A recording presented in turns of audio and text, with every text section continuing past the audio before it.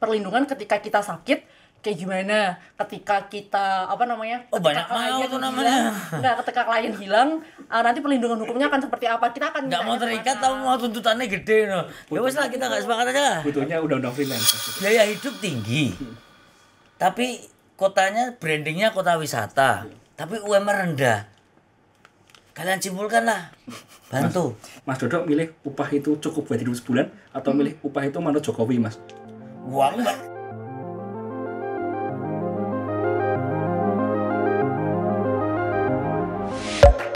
Pares mengundang 7 warga sipil untuk mengikuti program sepakat atau tidak sepakat.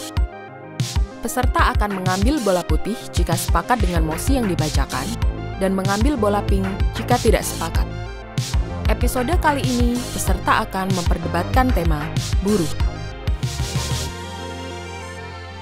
Sepakat atau tidak sepakat? Pekerja magang harus dibayar. 3, 2, 1.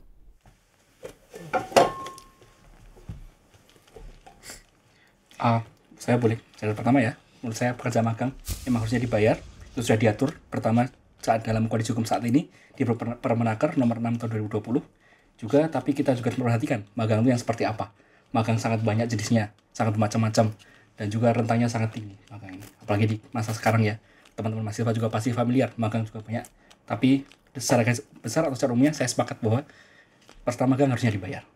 Nggak hanya magang, seharusnya PKL pun juga udah harus dibayar, karena tingkat SMA itu PKL dari pagi sampai sore dan 2 bulan. 3 saya Mas dulu. 3 Mas dulu. Anakku negeri kok, kamu kan swasta.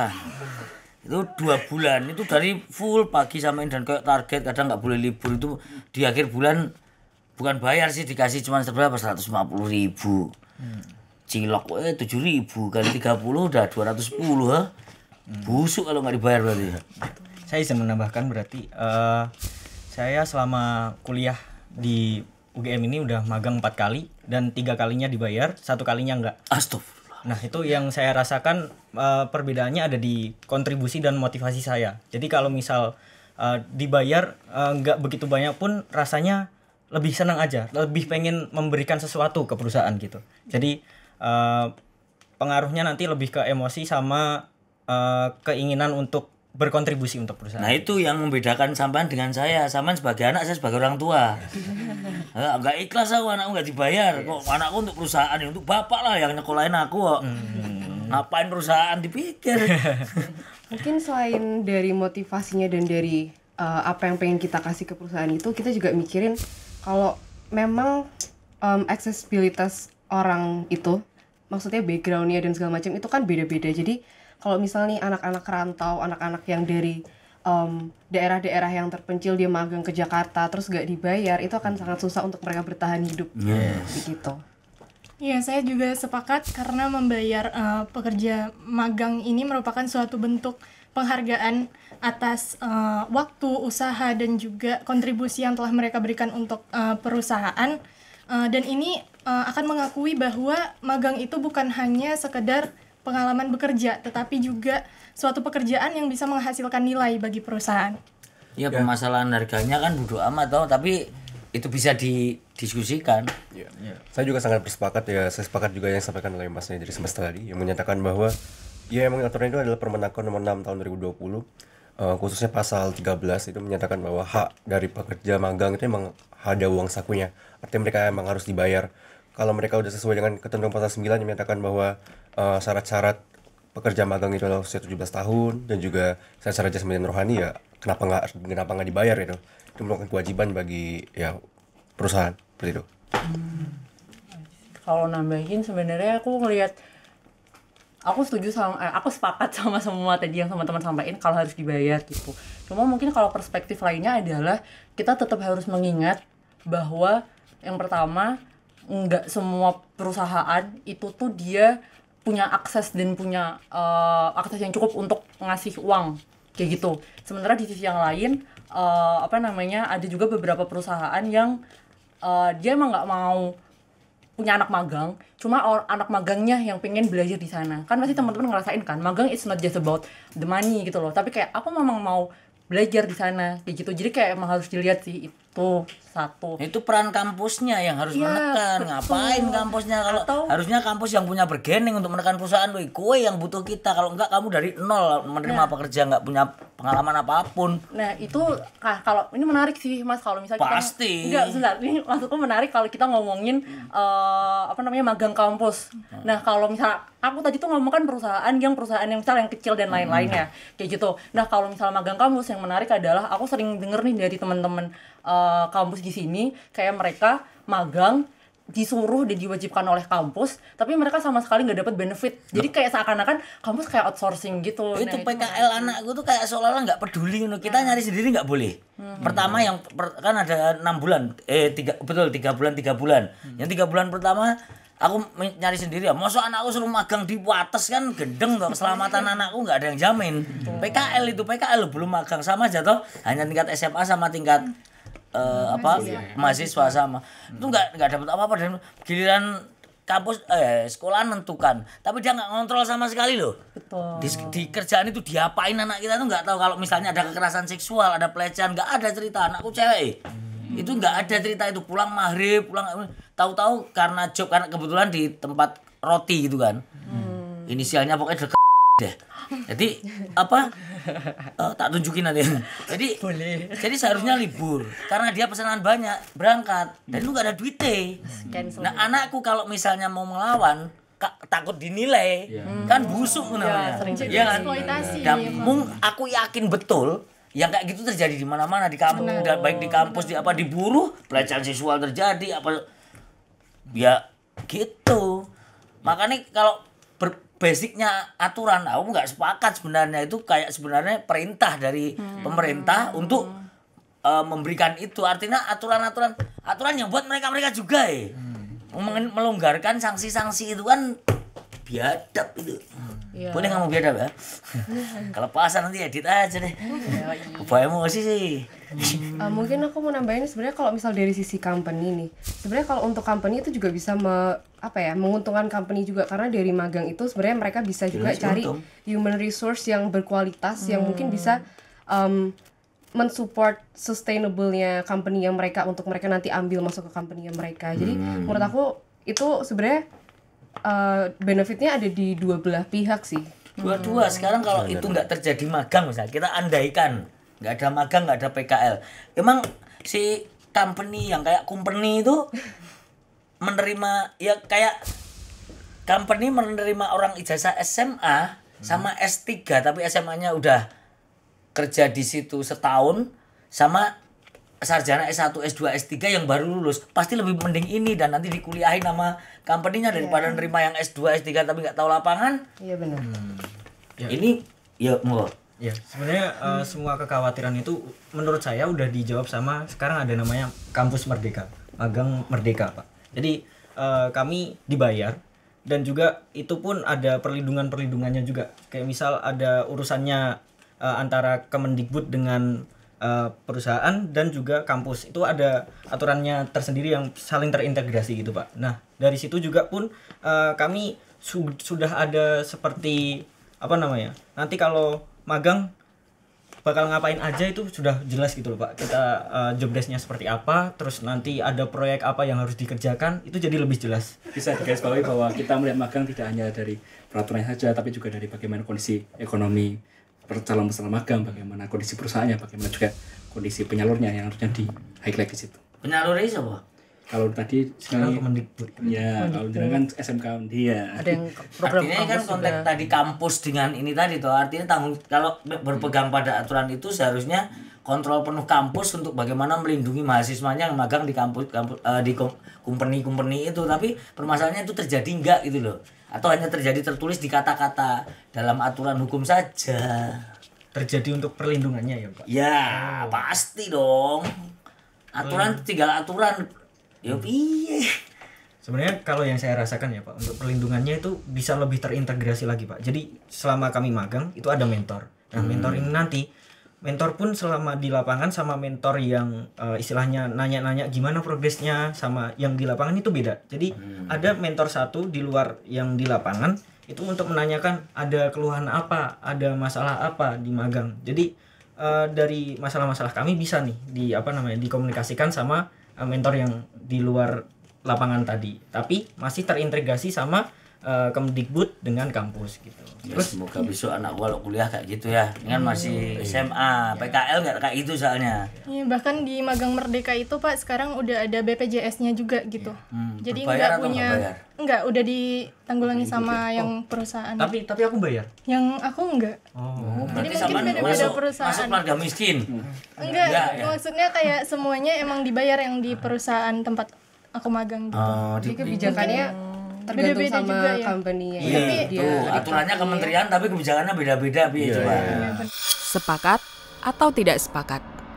Pekerja laki-laki atau suami berhak mendapatkan cuti pendampingan ibu melahirkan minimal 40 hari. 3, 2, 1. Keren iki. Mungkin kalau kita lihat dari Finlandia dan Islandia itu, negara itu juga udah menerapkan kebijakan itu, karena sebenarnya pendampingan suami apalagi pasca melahirkan itu sebenarnya penting banget, gak cuman untuk si ibunya tapi juga penting juga untuk perkembangan bayinya, karena itu kan golden age ya, itu akan mempengaruhi gimana nanti dia tumbuh kembang otaknya dan segala macemnya. Jadi menurut aku itu sangat penting banget untuk suami itu dikasih izin minimal 40 hari, karena kalau misalnya kita bandingin sama negara lain itu udah sangat-sangat pendek sih jangka cutinya gitu. Masalahnya suaminya ojol, jadi nggak bisa cuti 40 hari, 60 hari juga boleh. Kan nggak bulanan. Monggo. Kalau saya juga bersepakat tadi bahwasannya dibutuhkan cuti 40 hari bagi para suami ya, karena kalau kita melihat masalah ini, mereka ini kan rencana dari RUU KIA ya, Kesejahteraan Ibu dan Anak, dan saya sangat mendukung rancangan undang-undang ini karena ini tuh berlaku positif buat keduanya, baik bagi perusahaan dan juga bagi para pekerja, yang mana untuk tiga bahkan, dan juga para keluarga dari suami ini, yang mana ketika para suami ini tidak bekerja dengan baik karena memikirkan anak dan istrinya yang baru lahir, dia bekerja tidak optimal. Kemudian yang kedua juga dari sisi istri dan juga anaknya juga membutuhkan seorang ayah, karena baru lahir sangat rentan terjadi mengenai kesehatan anak dan juga istrinya, sehingga dibutuhkanlah di sana seorang suami untuk mendampingi ibu dan anaknya. Begitupun juga sebaliknya juga bagi perusahaannya, karena ya ini merupakan hubungan timbal balik sebenarnya, dibutuhkan dan positif buat ketiga-tiganya gitu. Sepakat sih, saya juga sepakat karena kalau lihat di kondisi sekarang, cuti mendampingi ibu melahirkan itu bagi ayah itu 3 hari, yang mana itu sangat kurang. Sementara bagi ibu itu 45 hari sebelum, 45 hari sudah. Yang mana ini sangat timbang sekali. Saya rasa baiknya kalau bisa ya semua disamain ya iso, tapi ya minimal 40 hari lah, karena buat menekankan bahwa mengasuh anak itu bukan hanya kerjaan ibu, tapi juga kerjaan ayah. Tapi itu berlaku bagi kondisi keluarga yang ideal. Kayak itu keluarga itu keluarga. Kondisinya tidak ideal di ideal. Aku mau nyambung deh, kan Mas Faisal udah buka bridging. Gas, iya. Jadi sebenarnya aku setuju aku sepakat sebenarnya kalau misal kita ngomongin cuti 40 hari ketika keluarganya ideal, ketika ketika situasi ini dimaknai ayah dan ibu sudah bersepakat untuk mengasuh anak-anaknya, ya menikah juga. Kan bisa jadi. Nah, habis itu cuma permasalahan yang sering muncul adalah kayak contoh, aku pernah ikut kayak acara pemaparan penelitian tentang kerja-kerja perawatan, salah satunya adalah kerja perawatan sebagai ibu. Itu beberapa hasilnya adalah ketika suami udah tuh dikasih 3 hari, bahkan mereka nggak mau ngambil. Kenapa nggak mau ngambil? Karena para suami ini merasa kalau mereka ngambil cuti kebanyakan di rumah, mereka turut ngomong anak, dikiranya tuh kayak suami yang kalah dan takut istri. Jadi kayak gitu. Itu ada permasalahan satu. Terus aku kayak tadi baru aja ngobrol sama Mas Faisal, ada juga permasalahan yang istrinya nggak mau suaminya ada di rumah kayak gitu, karena suaminya nyebelin lah, atau kan kayak banyak sekali permasalahan rumah tangga yang di kehidupan sosial kita ini kan kayak patriarkinya masih lumayan kayak gitu. Nah terus sama sebenarnya kan ini sebenarnya kita ngomongin ini kan bagaimana peran seorang perempuan, seorang ibu ketika dia menjadi ibu punya anak terus dia dibantu ya gitu kan. Nah mungkin yang luput ada kerjasama lah kok dibantu nikah Iya. kok bantu membantu. betul, kayak kerjasama juga bisa. Nah itu menurutku banyak hal yang bisa diomongin nih sebenarnya. Kayak misal yang pertama kan tadi udah disampaikan ibu tuh cuti tuh 45 sebelum dan 45 sesudah. Padahal sebenarnya banyak banget para ibu tuh yang ngerasa nggak butuh sejauh 40, nggak butuh jauh-jauh 45 gitu loh. 45-nya tuh bisa ditaruh di belakang, jadi belakangnya lebih lama. Itu kan bisa diatur lewat PKB dan segala macam. Nah itu satu. Atau yang kedua tuh yang sering dilupain adalah nggak apa-apa cutinya nggak perlu sepanjang itu karena semua perempuan berbeda. Cuma kita butuh daycare, fasilitas daycare di kantor kayak gimana. Jangan ngomong cuti suami 40 hari tuh. Iya tapi Nah aku nggak sepakat karena apa? Karena nggak cuma 45 hari. Aku pacaran 7 tahun, nikah udah 18 tahun. Bahkan suami itu harus dikasih cuti 2-3 hari per bulan. Kamu belum ngerasain kalau istri haid pertama kali jengkukir jempalik. Aku harus nyari kunir asam tuh di mana. Kalau aku kerja nggak bisa itu semua itu. Kacau itu. Kalau perempuan istriku tapi deh, kalau mau haid itu 1 hari 2 hari tuh jungkir balik nggak karu-karuan. Itu siapa yang ngurusi kalau anaknya rewel, istrinya jungkir balik, makan mentah-mentah loh anak itu. Nggak sepakat tahu kalau cuman 40 hari cuman itu aja gitu loh, karena bukan itu substansinya. Menurut aku bukan di harus dikasih cuti 40 hari, harus di breakdown diperdetail dong bagaimana apa saja sih ininya. Misalnya haid itu juga si perempuan juga dapat hak cuti, si laki-laki suaminya ya harus dikasih hak cuti dong, merawat dianya. Ceweknya sendiri, istrinya sendiri piye padahal baru pasangan yesterday afternoon couple itu, pasangan kemarin sore loh. Kalau saya melihat tadi yang disampaikan oleh Mbak, bahwasannya budaya patriarki itu kan yang sedang terjadi pada Indonesia sekarang ini, dan lewat undang-undang ini harusnya kita mulai tinggalkan budaya patriarki tersebut. Kenapa kita bicarakan undang-undang ini? Karena in general kita bicara ya, bukan hanya masalah tentang satu keluarga mungkin nggak suka suaminya di rumah, atau mungkin suaminya nggak suka ngomong anak karena takut kalah sama istri, dan ini yang harus kita tinggalkan.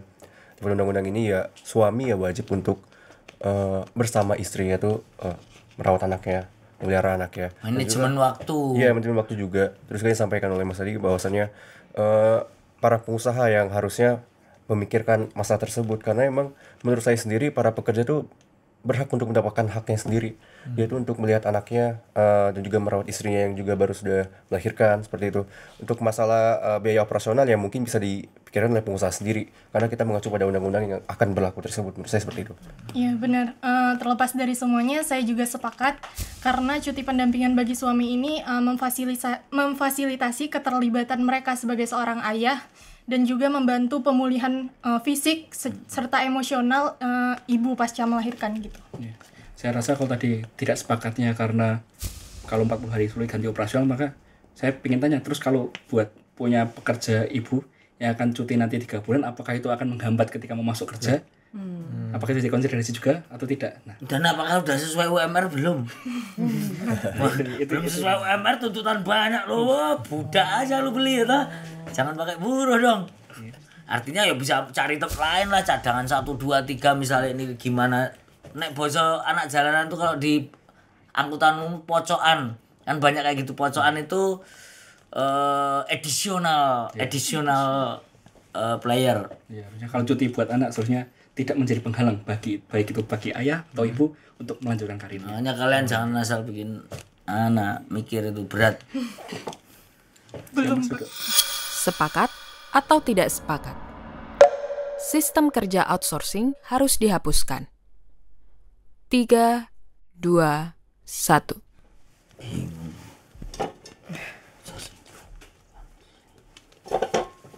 Menurut saya outsourcing memang harusnya dihapuskan. Ini tuntutan lama dari teman-teman serikat pekerja, baik itu dari serikat pekerja yang sudah ada dari dulu maupun yang belum lama lahir seperti Semesta.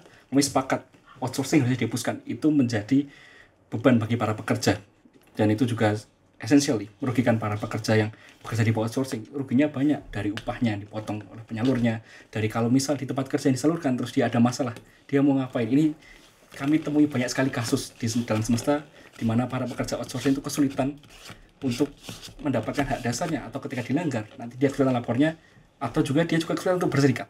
Jadi sangat banyak manfaat yang dapat oleh pekerja langsung ke perusahaannya itu tidak didapatkan oleh pekerja outsourcing. Nah, part-timer tuh masuk outsourcing atau apa klasifikasinya? Umumnya tidak, tapi tergantung. Nah, itu yang aku makanya ngambil merah karena kalau outsourcing dicabut bagaimana teman-teman mahasiswa yang kategorinya hampir miskin atau miskin itu yang kadang sambil bekerja. Kalau dia dijadikan pegawai tetap malah pusing dah skripsinya nggak jadi-jadi. Semester 27, semester berapa gitu. Artinya kalau itu dihapuskan terus saklek toh. Pengusaha itu kan kadang jahat gitu menggunakan aturan yang menguntungkan dia kan gitu. Nah, banyak sekali teman misalnya sales promotion girl atau sales promotion man yang part timer. Dia kalau libur biasa pas liburan ngikut jadi SPG promo rokok yang harian, bahkan harian tapi gede 250-300 ribu. Jadi itu sangat membantu. Nah, apakah kalau ditetapkan semua pekerja dihapuskan outsourcing ngaruh ke dia atau enggak gitu loh? Jawab dulu, kalau ini tak ganti nih. Itu lebih ke freelance atau gig juga bisa. Nah, itu bukan masuk, enggak masalah outsourcing kan? Bukan. Outsourcing. Outsourcing itu agensi setahu gue. Ya, Mirip pihak ketiga. Saya makanya saya juga tidak sepakat karena sistem aku ya. kerja outsourcing ini Enggak sepakat. memberikan fleksibilitas kepada perusahaan untuk dia mengakses seperti keahlian yang lebih spesifik dan ini bisa meningkatkan efisiensi mereka gitu. Nah, namun benar perlindungan terhadap hak-hak pekerja itu harus diperkuat dengan regulasi yang tepat gitu sehingga nggak ada lagi tuh yang namanya eksploitasi atau ketidaksetaraan di pekerja outsourcing ini tadi. Kalau misalnya kita bicara in general ya, nggak semua perusahaan tuh kayak dan apa satu lagi agensinya. Nggak semua perusahaan kayak gitu, ada juga perusahaan yang nakal dan ini tuh semakin dan sangat rentan lah untuk jadi sering terjadi pemutusan hubungan kerja secara tiba-tiba seperti itu. Karena tidak ada hubungan kerja yang tetap dan periode waktunya pun juga tidak menentu, jadi tidak ada kepastian antara pekerja dan juga perusahaannya. Itu makanya saya tidak sepakat. Karena outsourcing itu fleksibel, jadi banyak juga perusahaan-perusahaan yang jadiin itu celah untuk ngambil keuntungan sebaik-baiknya, tapi mereka nggak mau kasih hak untuk si pekerja ini dengan sama gitu. Yang kita takutin untuk pekerjanya itu gimana kalau di tengah jalan ternyata dia nggak bisa kasih output yang dimau, tapi karena bukan pekerja tetap dia bisa diputusin kapan aja dan terus nggak dibayar dan segala macam, itu gimana gitu itu yang regulasinya. dibilang tadi toh. Iya. Ini nggak ada backing koyo supir ojol lah. Iya. Setiap saat bisa dipecat kapan aja. Itu Ketemu karena- bos belum udah Karena dipecat. hubungan kerjanya memang bukan antara pekerja dan juga Pasti. perusahaan. Iya. Dia lebih ke agensinya sama Wih. Tapi itu ada kemungkinan kayak di 6 bulan itu belum waktunya kontrak habis tapi ternyata kamu nggak bisa kasih output yang sama terus dipotong di tengah jalan gitu-gitu. Ya kan per bulan, Mbak. Sanksinya. Tapi kontraknya kan 6 bulan langsung 6 bulan ya? Iya, kontraknya 6 bulan. Sebenarnya ada target. Kayak misal kami nyari Apalagi ada ikatan target itu. Dianggap aja dia nggak ada target. Suka-suka dia bisa gitu loh, maksud dia tadi. Suka-suka pengusahanya. Iya. Anggap aja ini jelek man. Dia bisa punya alasan apapun untuk mutusin. Yo ilatul, yo.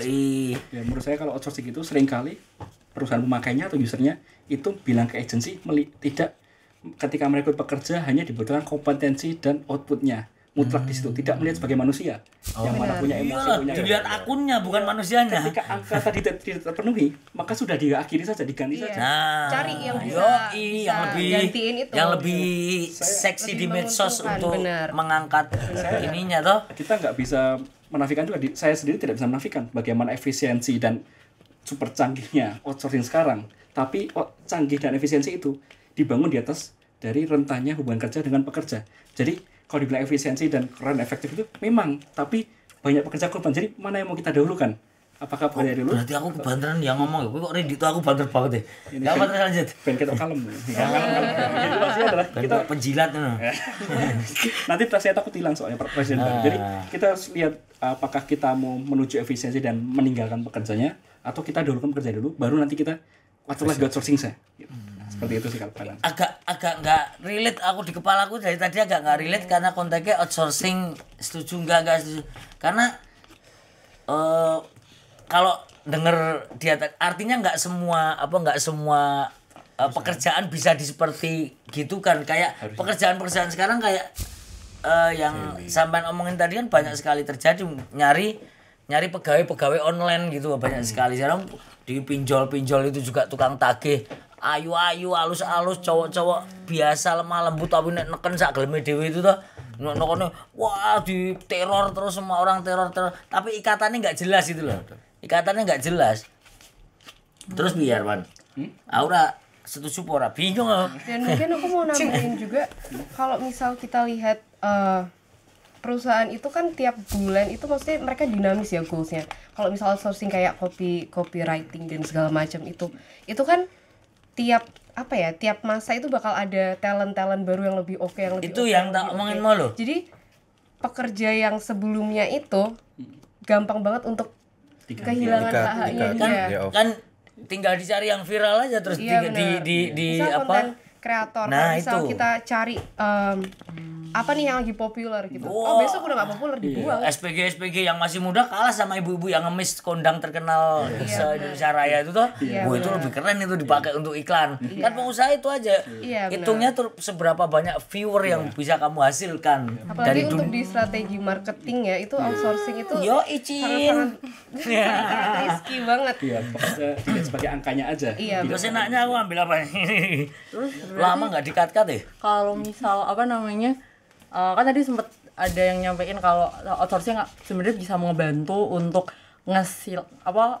untuk ngerekrut talent tertentu, so itu efisiensi dan lain-lain. Tadi tuh aku jadi kayak wondering gitu. Jadi sebenarnya perusahaan juga bisa melakukan hal yang sama, tapi instead of dia bayar outsourcing untuk melakukan hal itu, dia sebenarnya bisa invest ke tim HR-nya dengan ningkatin capacity building atau dengan mempergemuk HR. Kan bener juga tadi kata kakak ya, kalau misal di dalam perusahaan dinamika orang yang masuk itu tuh akan berubah-ubah, kan orang keluar orang masuk. Nah justru kalau ketika dia invest ke tim HR instead of dia invest ke outsourcing, malah kepake terus kayak gitu sih. Dengan developmentnya lebih yang perusahaan yang dekat rumahku tuh, aku kalau nyebut takut deh. Itu pamanku kerja di situ. Dia pegawai tetap. Satunya dia kembar ya, 2 orang. Satunya tetap, satunya kontrak. Nah yang tetap ini bilang sejak yang punya sekarang Prancis itu mulai detik sekitar 15-an tahun lalu udah nggak nerima lagi tetap. Yang sudah terlanjur kayak ada kan itu deket kampung, ada saudaraku lagi yang satunya udah meninggal sekarang pas jadi pesangonnya tuh bisa sampai 700 sampai 1 M gitu karena dia udah 20 sampai 30 tahun. Kayaknya besar enggak, dia perusahaan lebih gede dari yang didapat dengan 30 tahun saudaraku ini bekerja. Tapi di bawahnya sampai manajer itu dibuat kayak nggak betah. Mulai itu terus dikirimnya ke sana keluar kota. Nah, mulai per 10-15 tahun lalu itu ini sourcing semuanya, bahkan kayak di sub-subkan itu loh. Nah, aku makanya kontak outsourcingnya ini agak ya pasti aku pokoknya pro yang memanusiakan buruh lah, tapi istilahnya aja aku yang bingung itu loh. Aku istilahnya bingung, menjebak. Kan kalau nggak paham betul menjebak loh. Iya. Terus kita bukan pekerja, nggak jelas penghasilannya, dukung malah salah, kan dosa dunia akhirat tuh. Mungkin aku mau nambahin juga sih, mungkin bisa diinvest juga dengan cara training. Kalau misal training itu ke pekerja tetap kan si company udah tahu nih ini orang udah ikut kita berapa lama, loyalty-nya orang itu kan beda-beda. Belum tentu outsourcing itu oke dia masuk tapi dia kasih yang terbaik untuk company-nya dan loyalitasnya juga beda, sense of belonging-nya beda. Jadi menurut aku emang pamanku itu yang pegawai tetap ibaratnya ke WC pakai helm dah. Beli rokok pakai helm karena itu standar dia. Kalau dia nggak pakai helm perusahaan nggak bisa ngasih kalau kecelakaan gitu. Jadi barat dia mau kemana aja pakai helm, pakai rapat gitu. Bagus. Misalnya ke gemukan. Disuruh nurunin 3 kilo itu dikasih bonus 5 juta dalam 3 bulan. Gitu-gitu. Iya serius. Inisialnya tuh nanti dikat aja ya. Tapi serius gitu. Jadi untuk kegemukan aja itu kamu harus turunkan berat badan, kalau bisa turun 3 bulan dapat bonus 5 juta. Artinya ya perbandingan yang outsourcing ini, bawang merah dan bawang putih ini jauh sekali.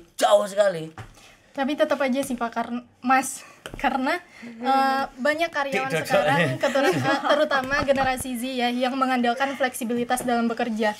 Nah, sekarang kan mungkin pas Covid aja nih fleksibel, tapi setelah itu kan banyak yang WFO, memang benar-benar di perusahaan 9 to 5 gitu-gitu. Nah, outsourcing ini bagi orang-orang yang kerjanya mengandalkan fleksibilitas, kalau misalnya dihapus, itu gimana, mereka bakalan susah untuk menyesuaikan lagi apa yang udah mereka lakukan sebelumnya. Aku sayangnya nggak menguasai istilah-istilahnya aja. Sepakat atau tidak sepakat?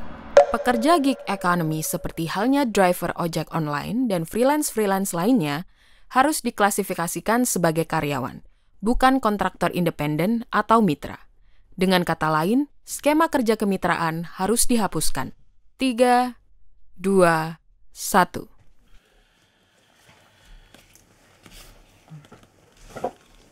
Kita harusnya mempertanyakan juga sih kesepakatan kerja kemitraan tuh apa sih, karena kan sebenarnya tidak diatur secara rinci, dan kesepakatan kemitraan ini dibangun oleh ya yang hijau-hijau itu gitu, itu tidak dibangun dengan undang-undang ketenagakerjaan. Apa sih itu? Yang jelas dong. Hijau-hijaunya banyak NU. soalnya. Nah. Bukan Apa? sama yang utamanya. Kan ada sing oren. Ya itu juga kan mengikuti. Timnas Belanda. Yang kuning juga. Kuning juga sekarang. Nah itu hubungan kemitraan sebenarnya dari awal kan sudah tidak ada, tapi terus berlanjut dan bahkan dimanfaatkan oleh banyak outsourcing juga ada yang memanfaatkan itu. Afiliasi kami di Semarang juga menemukan bahwa orang itu sekarang ada satu perusahaan besar yang pekerjaannya itu ribuan orang, itu tidak dipecat tapi dialihkan ke kemitraan. Dan jahat lagi, udah outsourcing dialihkan ke kemitraan. Itu menurut saya suatu hal yang jahat dan sebaiknya dihilangkan aja kemitraan itu. Nah aku melihat kayak kebiadaban ide menciptakan pekerjaan ini memanfaatkan dengan kebutuhan mepetnya duit di warga kita. Gak jauh beda misalnya outsourcing meneh apa sih online ini. Coba bedanya apa sama pinjol? Dia memanfaatkan kebutuhan warga, pasti dia mempermudah syarat dan kebutuhan di warganya, tetapi dengan perjanjian yang tidak yang sepihak wes, bahkan sama setan itu ibaratnya. Si ojek online ini bayangan untuk bisa menyembah tuannya itu harus punya kuota loh. Coba nggak punya kuota ya, nggak bisa protes pun nggak bisa toh. Yang sampean bilang tadi loh, protesnya nggak bisa, suka-suka dia lah, suka-suka sing apa? Aplikatornya dengan menyalahi apa di suspend apa istilahnya, di suspend, di apa. Artinya kan nggak ada kekuatan di pelaku pekerjanya gitu loh. Ya, kalau bisa saya sampaikan, itu kan sebenarnya tidak ada legalitas atau payung hukum. Nah, orang hukum itu memang keren. Bagi para ojek online ini ya. Backingan, nggak punya backingan, negara juga nggak bisa ngapa-ngapain tuh. Kalau misalnya kita lihat itu kan mereka tidak diangkat sebagai karyawan, hanya sebagai pekerja. Dan mereka mitra. Dan mereka kalau misalnya di jalan kenapa harus pakai jaket ojol kalau nggak salah. Ini saya baca. Dan kalau misalnya mereka bukan karyawan tetap dan mereka mungkin lagi kemana-mana seperti itu dan juga tidak pakai jaket ojol, ya gimana nasib mereka seperti itu. Dan juga ada saya juga baca di media-media mungkin di cover sama aplikasi, tapi itu tidak semua driver ojek online yang di cover. Perlindungan sederhana aja, misalnya kamu habis naik ojek online, kamu kasih aduan sopirnya bau alkohol, mati dia udah. Iya benar. Iya benar. Resikonya memang timbang. Nah itu kenapa mereka mau ya, karena nggak ada lapangan pekerjaan lain. Negara kalian ini yang harusnya bertanggung jawab, bukan aplikasi. Iya, eksploitasi uang susah. Iya. Ya, harusnya diangkat menjadi karyawan tetap, karena menurut saya ya mereka berhak untuk mendapatkan hak-hak mereka. Karena emang saya dikasih tahu dari dulu dari ke orang tua saya bahwasanya suatu perusahaan tuh bisa sukses kalau misalnya ada karyawan-karyawannya. Untuk itu menurut saya sendiri kita harus manusiakan karyawan seperti itu. Karena tanpa mereka pengusaha atau perusahaan pun tidak ada yang sukses gitu. Kucing aja dikucingin sama istriku, apalagi orang toh. Weh, iya kalian kenapa nggak semangat kalian? Berdebah pengusaha nih. Aku dulu. Nah. Kan tadi kita ngomongin gig ekonomi, mitra, freelance dan lain-lain. Nah, mungkin untuk mungkin awalnya perlu ini dulu ya kali, kayak dijabarkan dulu sebenarnya bahwa spektrum jenis-jenis pekerjaan itu sangat luas. Kan kayak tadi kan kayak mitra ojol tuh satu, freelance itu satu. Jadi kayak dia tuh sangat berbeda-beda gitu loh. Kalau misal kita cuma ngomong di sini nih, kalau misal kita cuma ngomongin kemitraan yang kayak ojol gitu, mungkin saya akan jawabnya ya sepakat kalau dihapuskan, karena dia udah memenuhi jam kerja yang panjang, udah secara kerjaan kan dia tuh udah sesuai gitu loh, udah bisa dianggap sebagai karyawan tetap. Dan dia tadi benar kata Mas, kalau misal mereka itu juga nggak mau kayak gitu, cuma nggak ada pilihan. Cuma ada juga ini tadi kok jadi terus sepakat nggak sepakat kan argumennya kok sama sih? belum selesai. Nggak terima nih sama, harus beda dong. Ya belum. Nah terus kan itu kan tadi yang mitra nih. Nah tapi kalau misal kita lihat sisi yang lain yang namanya freelance, beberapa dari mereka itu mereka menginginkan pekerjaan itu. Mereka emang sengaja mereka nggak mau jadi karyawan tetap kayak gitu. Contohnya kayak desain grafis atau misal jurnalis lepas. Nah, bahkan ada beberapa teman jurnalis lepas mereka itu sengaja nggak mau kerja karyawan tetap karena ketika jadi jurnalis di bawah hubungan kerja yang tetap dia tuh gajinya lebih rendah. Satu, habis itu dia nggak bisa nulis apa yang dia mau. Jadi kayak beneran harus dilihat dulu perhubungan kerjanya itu tuh kayak apa dan si buruhnya tuh maunya kayak apa kayak gitu. Kalau misal dulu saya pernah ikut ngobrol-ngobrol sama teman-teman freelance kerja-kerja kreatif, mereka tuh bilang kita nggak butuh hubungan kerja atas nama karyawan tetap, cuma kita butuh perlindungan ketika perlindungan ketika kita sakit kayak gimana, ketika kita banyak mau tuh namanya. Ketika klien hilang, nanti perlindungan hukumnya akan seperti apa, kita akan nggak mau terikat tapi mau tuntutannya gede no. Ya wes lah, kita nggak sepakat aja lah. Butuhnya undang-undang freelance. Iya, undang-undang freelance kayak gitu tuh. Jadi sebenarnya karena gig ekonomi kan juga dia akan selalu ini kan develop tapi gitu kan. konteks kalau ojek online karena kan banyak ya, bukan hanya ojek online itu sama aja lah, pinjol itu juga sama aja toh, prinsipnya kan sama aja dan banyak. Di ojek online sepakat. Iya, jangan sepakat. Itu karena jangan salah, akar utamanya di awal kenapa orang mau dengan syarat yang misalnya tidak menjamin si pekerjanya itu ya karena nggak ada pilihan lain. Paling mentok nunggu padat karya, mau gue ngecor jalan, gali-gali, ya kan itu doang padat karya. Itu pun 75.000 nggak pada kerja, jalan ke sana difoto, jalan ke sana gajian gini. Dan untuk buruh misal dia cuman kemitraan nih, gimana caranya dia menuntut perusahaannya itu untuk dapetin hak-hak mereka gimana? Kan mereka nggak ada something yang mengikat. Apa yang kayak freelance itu? Iya. Kalau freelance itu dia berdasarkan perjanjiannya di dalam kontraknya itu kayak gitu. Jadi beda-beda. Nggak bisa generalisir. Betul. Itu mungkin bisa itu mungkin bisa dilakukan untuk di perusahaan untuk buruh. Iya, untuk buruh. Ya biar bagus filmnya dong. Tiap misal apa tadi aku lupa. Perusahaan buruhnya ya butuh perlindungan pekerja tetap. Ada juga misalnya kayak pekerja seni yang desain grafis. Sama seni toh. Ini yang diomongin maksudnya. Oh iya, misalnya misalnya Mas tolong dipromokan ini, berapa kali upload dapat sekian. Oke. Tapi nggak terima karena yang suruh ngupload minuman keras yang nggak berizin, ya nggak mau lah aku tahu gitu. Jadi punya kemerdekaan untuk itu. Nah, tapi konteksnya itu punya bargaining beda. Si seniman atau seni itu talent yang punya bargaining. Kalau dia nggak ada, pekerjaan ini bisa nggak terjadi. Kalau kalau pekerja buruh kan bahasanya itu di kampung, kuli pekerja buruh, nggak ada pilihan Bung konteksnya. Jadi aku bingung ini aku mau setuju apa enggak jadinya. Menurut sama iki lebih pintar menyimpulkan zaman apa menurut zaman aku mau ngomong apa. Sepakat aja Mas. Maksudnya ada beberapa hal yang menghapuskan outsourcing, tapi memang ada juga bukan outsourcing. Outsourcing kemitraan seperti itu. Ya sama seperti saya sampaikan tadi sebenarnya. Masalah kemitraan ini kan masalah hubungan kerja yang tidak jelas antara pekerja dan juga perusahaan. Dan itu harusnya ada undang-undang sendiri yang mengatur masalah tersebut. Karena kalau kita lihat sekarang kan hukum itu kan sebenarnya harus mengikuti perkembangan zaman.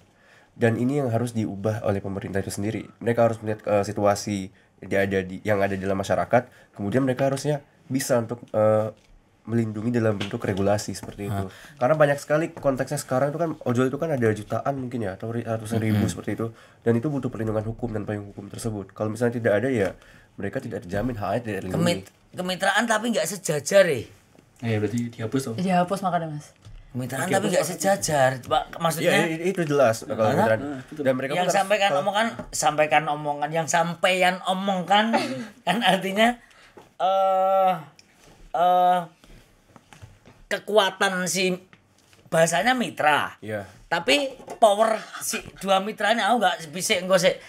Power dua mitra ini nggak imbang. Ya beda-beda ya. Nggak imbang. Yang ini bisa memutuskan apapun, yang ini tergantung. Ini kayak ibaratnya Tuhan, dia ini bisa-bisa ditanya siapa yang memberi rezeki makan, ojol gitu loh. Sumpah sampai lupa ngomong Tuhan bisa-bisa. Karena saking butuhnya gitu toh. Mereka kan menyebutkan kan partner kan. Ya, kalau partner itu kalau salah satu mogok harusnya kan nggak jalan nih. Ya dan seharusnya kalau misalnya para pekerja yang tidak ada, perusahaan itu sebenarnya mati. Bangkrut. Ya kalau perusahaan, logika perusahaan kan gitu. Buruh 5.000 di perusahaan mogok 5 jam, ruginya berapa triliun, sehingga itu menjadi bargaining si buruh, organisasi buruh, bahwa kalau kowe nggak mau menuntut kita mogok. Kalau ojol, kalau kowe nggak menuntut kita mogok, coret, nggak cuma mogok, langsung ya wes putus aja bro.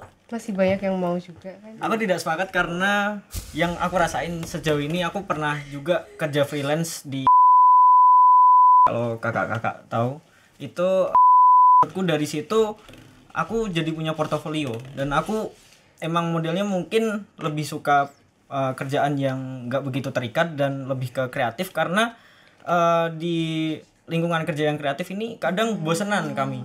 Nah terus jadi pengen ketika misal punya proyek di perusahaan A, kalau kerja sama di A terus rasanya kayak bosen ganti, kayak nggak bisa berkembang gitu. Nah makanya pengen punya rasa kebebasan untuk nyoba hal baru gitu. Nah, ini kan punya bargaining. Si mereka itu butuh keahlian dia. Kalau yang kayak ojol-ojol kan nggak segitu kekuatannya. Ya betul, maksudku itu. Terus gimana ini? Ya artinya sebenarnya ada yang tetap bisa jalan dengan tetap adanya gig ekonomi gitu loh menurutku. Jadi itu pun juga ada pihak yang diuntungkan, karena dari kami yang mahasiswa dari awalnya yang belum punya portofolio jadi punya portofolio yang nantinya mungkin kalau misal suatu saat pengen kerja full time di mana kami sudah punya portofolio sebelumnya gitu. Kalau kalau kayak aku stand up comedian cuma punya porto HVS. Iya. bisa dibikin. Portofolio. Porto HVS aku nggak punya folio.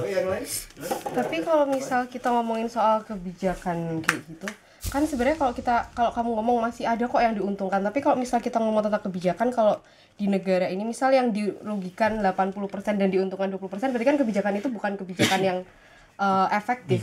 Oh, iya. Jadi kayak kita harus kita harus lihat juga ini dihapus itu berapa orang yang dirugikan dan berapa orang yang diuntungkan. Kalau emang yang diuntungkan dikit berarti nggak bisa dong itu dilanjutin terus gitu. Bukan win-win solution. Iya, bukan itu win-win namanya. solution. Karena apapun itu kan kalau kita bikin kebijakan itu kan untuk rakyat. Jadi yang dilihat itu sebenarnya berapa banyak sih orang yang dirugikan. Semakin kecil yang dirugikan berarti itu kebijakannya lebih bagus kan gitu. Win-win-win ya. Nah, kalau nggak dirugikan berarti kayak toko cat wah gitu. Ya, saya tetap tidak sepakat, tapi tadi itu harus dibedakan antara yang ojol atau tim kreatif freelance. Karena sebenarnya kalau misalnya ojol dijadiin karyawan tetap, walaupun penggajiannya nggak berdasarkan target mereka sehari itu narik berapa gitu Pak, Mas. Jadi bentar. Jadi kayak kalau misalnya dikasih gaji yang tetap itu pasti ojol banyak yang malas-malasan, nggak usah narik juga. Bukan di situ obrolannya. Iya, bukan karyawan tetap jadi, tapi perlindungan di konteks mitra. Iya, berarti kan mitra yang sehat. Berarti kan penggajiannya tetap berdasarkan target, tapi perlindungan terhadap kesehatan atau nanti kalau ada kecelakaan dan lainnya itu tetap harus ada. Beda sama kreatif yang mungkin resiko pekerjaannya itu lebih sedikit karena mereka cenderung di depan laptop. Cenderung kalau meledak laptopnya bisa luka parah itu. Iya benar, tapi kan anemia, jantung. Resikonya lebih sedikit gitu Pak dibandingkan ojol tadi yang kalau misalnya di jalan bisa aja langsung kecelakaan apa segala macam gitu kan. Jadi kalau untuk tim kreatif atau freelance yang lain tadi ini banyak dari kita itu yang butuh pekerjaan yang penuh dengan fleksibilitas itu tadi gitu. Jadi kalau misalnya dihapuskan itu akan merugikan mereka juga gitu untuk perkembangan orang-orang yang freelance tadi gitu. Jadi tetap harus dibedain sih. Sepakat atau tidak sepakat? UMKM wajib membayar upah pekerja sesuai dengan upah minimum kabupaten dan kota atau UMK. 3, 2, 1.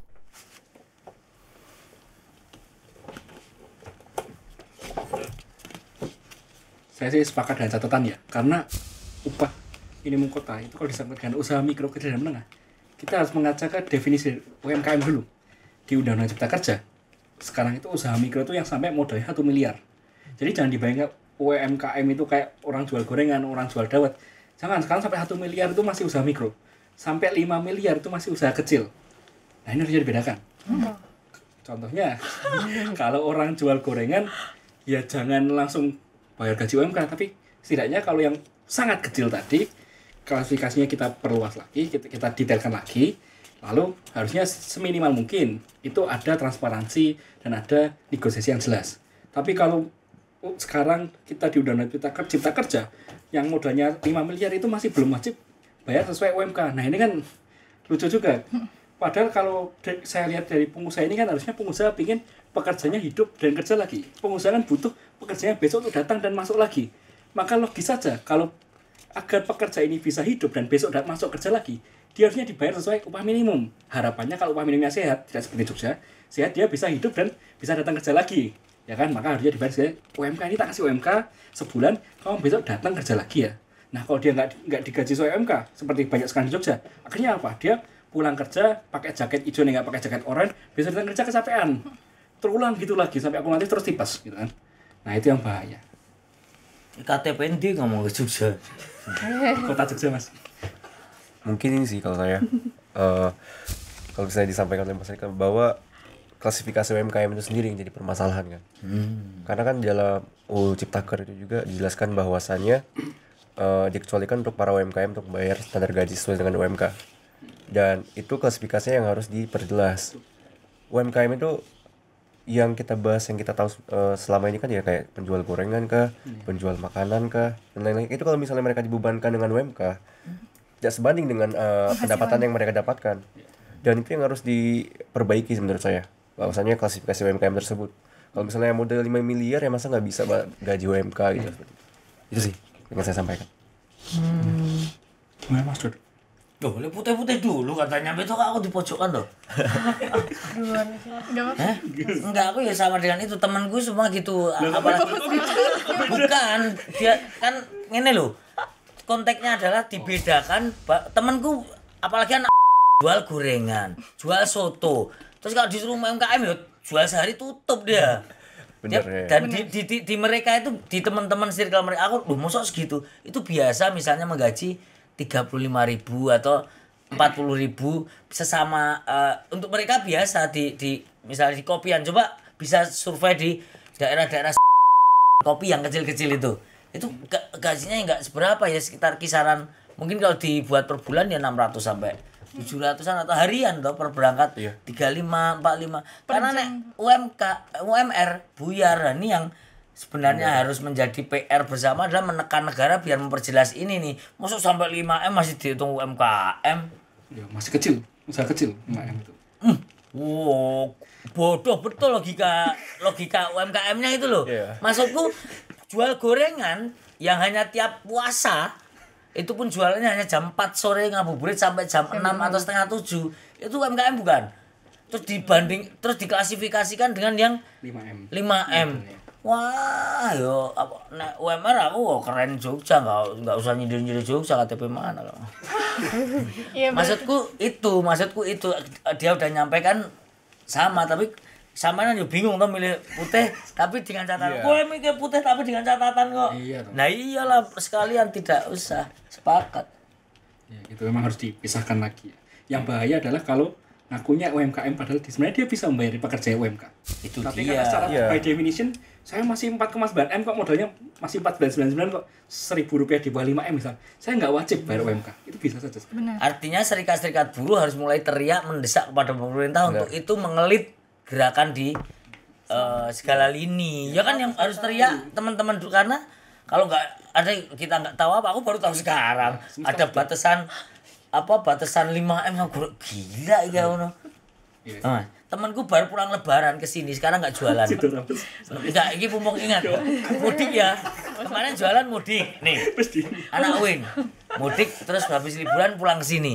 itu butuh beberapa waktu ngumpulin apa dicentek kemarin duitnya habis untuk mudik jadi nunggu dulu waktu butuh berapa kalau ini 300-an ribu untuk 2 hari jualan nek dibanding 5M yo Orang pikir. Baru pikir. oh gendeng lo pengusaha coba Usaha coba. Sebenarnya yang bakal saya sampaikan ketika ada pengalaman saya kerja di Kekri, salah satu Kekri di Jogja. Itu apa namanya? Jatuhnya take home pay ku itu nggak sampai UMK Jogja ya berarti UMK Jogja. Karena apa namanya? Kadang aku izin sakit itu nggak dihitung. Jadi kayak apa namanya? Sebenarnya dihitungnya harian. Subsidi lah. tapi dibayarnya bulanan Iya, dan itu pun janjinya harusnya UMK, ternyata ketika aku dapat itu nggak UMK take home pay-nya. Nah, itu pengaruhnya bisa ke motivasi kerja lagi. Sesimpel yang kayak tadi lagi, motivasi kerja kayak ngerasa formalitas aja deh. Misal gambarnya gini, kerjaanku waktu itu visit 7 tempat. Visit 7 tempat untuk nawarin produk dari salah satu Kekri inilah. Nah, terus pada awalnya aku ngerasa setiap visit aku pengennya jam 9 sampai jam 5 harus maksimal, harus kayak cari infonya detail banget, terus kalau bisa hampir deal gitu istilah. Pada saat itu saya sales marketingnya di Kekri itu. Nah, terus ketika tahu gaji pertama ternyata janjinya UMK, tapi aku dapatnya nggak UMK karena ada izin sakit, bukan karena aku bolos atau apa. Aku jadi kayak motivasinya udah deh, yang penting aku visit, foto, terus habis itu bikin infonya juga seadanya aja. Nah, gitu. Nanti Kerjanya cuma untuk formalitas. yes, jatuhnya kerjanya akal-akalan kerjanya jadi nggak pakai hati gitu. Benar. Benar. Jadi kan saya juga sepakat kalau misalnya UMKM itu harus memberikan gaji sesuai UMK. Karena kan UMKM tuh pada mau naik kelas ya. Kayak misalnya perusahaan besar itu dia udah membuat sistem penggajian atau payroll yang sesuai. Makanya mereka juga karyawan-karyawan perusahaan besar itu motivasinya juga ugal-ugalan gitu kan. Nah, tapi kalau UMKM ini udahlah mereka itu masih merintis, tapi ya dengan 5M tadi itu penghasilannya.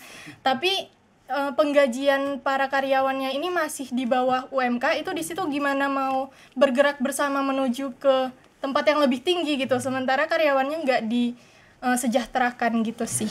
Tadi aku cuma mikirin ini sih, pertama kalau misal UMKM-nya, tadi aku setuju yang pertama soal kalau harus dibedain dulu UMKM-nya tuh jenis apa, pendapatannya kayak apa. Kalau misalnya emang dia besar dan emang seharusnya bisa untuk membiayai karyawan-karyawannya dengan gaji UMK, berarti ya emang harusnya ngasih itu, kayak gitu sih.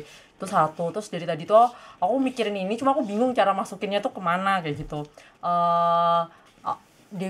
Kan banyak juga kan UMKM di kita, terutama di daerah mungkin kota yang tidak begitu besar, mereka itu juga sebenarnya membiayai karyawannya nggak pakai upah, tapi mereka pakai yang lain. Kan biasanya ada asas yang kekeluargaan gitu kan, dengan makanan, tempat, shelter, dan lain-lain. Jadi emang kembali lagi sih ke pernyataan yang kita tadi semua bahas, bahwa ini emang harus dibedain, karena perlakuannya, karena ketenaga kerjaan itu sesuatu yang sangat berwarna, berbeda-beda dan rumit, jadi kayak harus dibeda-bedain gitu sih. Itu aja. Sepakat atau tidak sepakat? Besaran upah minimum harus berbasis standar hidup layak, alih-alih berbasis model formula. 3, 2, 1.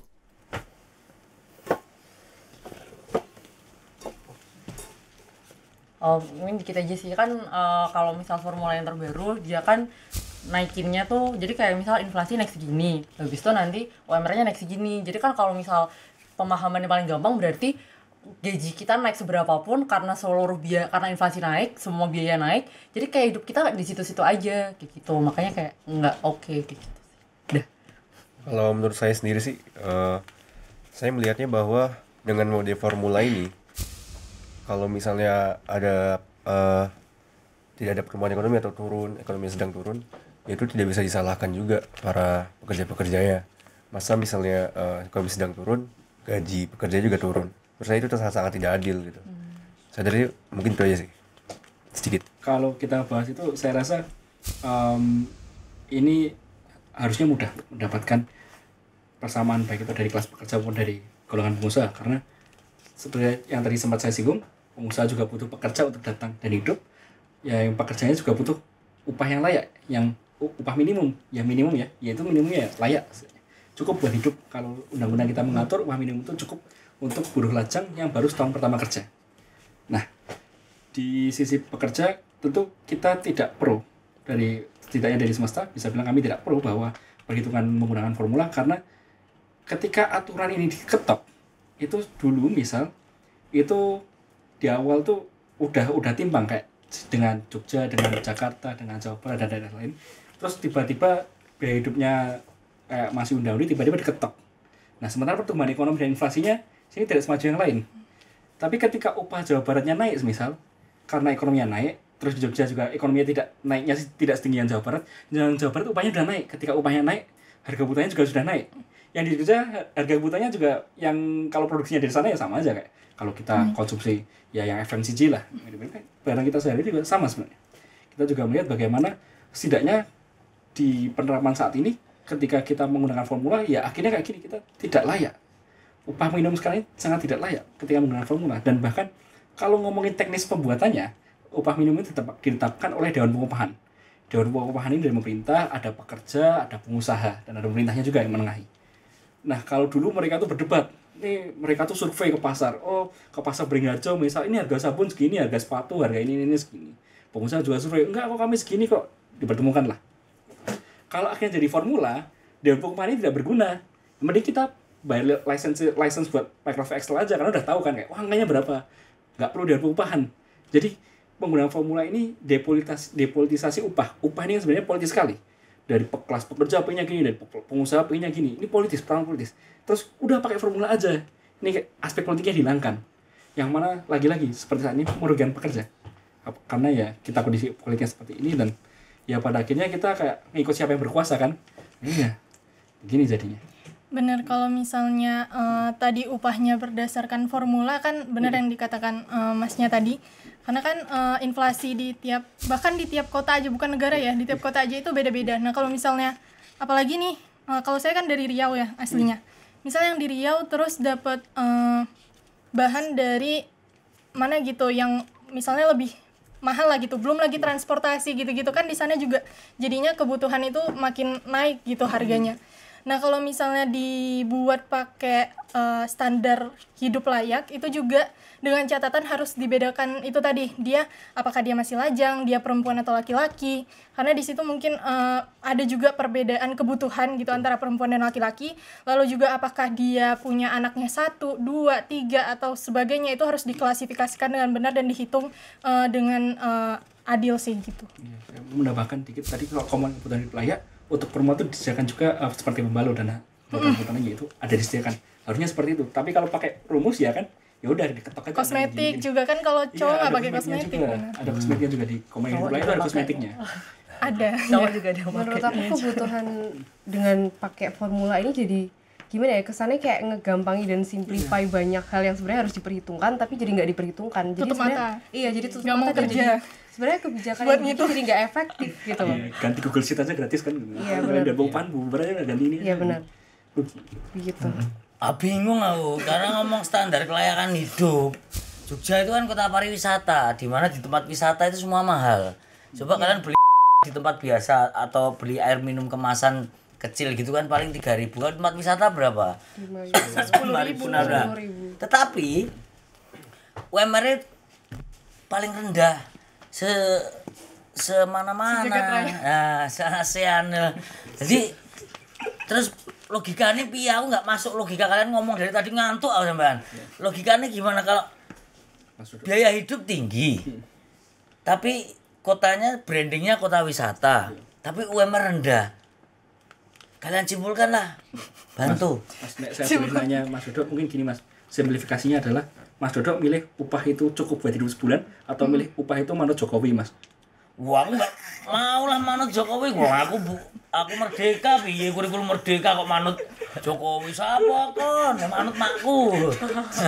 Enggak lah, bukan konteks itu, konteksnya realistis, menurut aku realistis. Oh, kini kota pelajar, teman-teman pelajar ini apalagi juga yang paling yang paling mengganggu juga kan juga itu toh pelajarnya juga di sini semua, nggak ada pemerataan pendidikan sehingga kalian ini bikin penuh kota Jogja, ngabisin oksigen di kota Jogja. Ya kan artinya 50.000 lebih mahasiswa ke sini. Itu kan nambah ini loh, nambah Kos-kosan. membuat semua jadi tinggi loh, membuat semua kebutuhan jadi tinggi. Kos-kosan yang dulu 200, dulu masih di Code itu kayaknya masih banyak di dekat-dekat Code 200 ya. Sekarang nggak ada 500-nya, kamar mandinya di mana-mana nggak tahu. Ya, Itu artinya gue ngaruh, bahkan dan mahasiswanya pun belum tentu tiap tahun lulus, datangnya pasti lulusnya belum tentu loh. Nah, di sini udah beranak pinak, usaha di sini nggak mendesak jadi solusi ini nggak cuma satu masalah di sini gitu loh, maksudku ini rangkaian pendidikan yang nggak merata. Kalian ini menang kaya aja tapi nggak menang di tingkat pendidikan toh. Di sini siapa lagi orang Jogja 90-an zaman dulu nggak ada yang mampu kuliah, cita-citanya cuma STM agar bisa kerja. Jadi buruh Batam dulu ininya kalau udah di Batam tuh rasanya nggak sadar. 2 tahun diperpanjang 4 kali, 2 tahun 8 tahun pulangkan ke sini miskin nggak ngapa-ngapain karena umurnya udah habis di sana gitu loh. Bingung aku jadi mengklasifikasikan, aku ikut-ikutan aja lah. Entak balikin wes. Bingung aku, sedih aku. Iya, di sini kan nggak ada pabrik loh di sini. Adanya UMKM. Sementara baru tadi ini aku tadi mau ngangkat ya UMKM. Ngomong tadi yang soal UMKM nggak harus dibayar UMR. Ya itu yang terjadi yang mau tak ceritain piye. Sama kayak tadi istriku misalnya kerja di salah satu company ya. Itu bayarnya bulanan, padahal harian. Jadi kalau nggak berangkat sehari dipotong 75.000 kalau nggak salah. Nah itu berarti bukan gaji bulanan, gaji harian yang diberi akumulasi diberikan 1 bulan. Itu aja pada diem kok. Kalau istriku mau terus aku gimana coba? Daripada di rumah kita semua di rumah ribut terus nanti. Ya biarin aja masing-masing cari kebahagiaan. Aku nggak paham aku. Nggak paham tapi ada panjang lebar. Iya, tapi maksudnya nggak paham toh? Kenapa aku ngomong nggak paham itu loh, latar belakangnya. Kasihan kita itu orang Jogja itu. Iya. Ya, saya relate dengan Mas Dodok sih karena saya juga orang Jogja yang nggak mau kuliah. Saya akhirnya mau kuliah itu setelah 4 tahun nabung. Aku sekarang usia 47, kuliah baru ekstensi 2018. Lulus tahun 2022, kemarin belum lama. Telat sekolahnya, hidupnya telat. Ya wes mau cita-cita apa? Wes ngapain lagi kau? Udah. Konklusinya ya kalian jangan ngabarin ke teman-teman bahwa di Jogja itu pendidikan indah. Pulang kalian ke daerah masing-masing, bikin padet kota Jogja aja.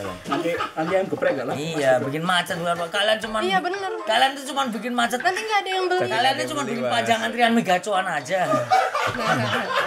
Iya juga. Ya udah bikin usaha migacon. Iya. Ih. Kok jiplak? Orang aku mau jadi gubernur. Amin. Atau plus.